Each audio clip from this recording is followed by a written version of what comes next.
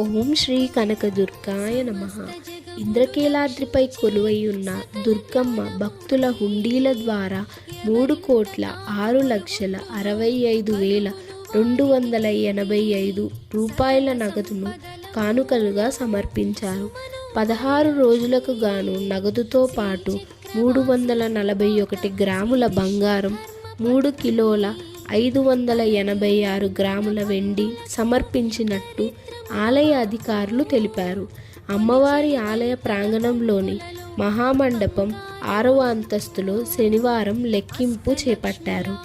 ఆలయ అధికారులు, సిబ్బంది, సేవా సిబ్బంది లెక్కింపులో పాల్గొన్నారు. నగదుతో పాటు విదేశీ కరెన్సీ భారీగా లభించిందని ఆలయ అధికారులు తెలిపారు. అమ్మ దయ ఉంటే అన్నీ ఉన్నట్లే. ఇలాంటి మరెన్నో అప్డేట్స్ కోసం మన దుర్గమ్మ భక్తి సమాచార ఛానల్ని సబ్స్క్రైబ్ చేసుకోండి.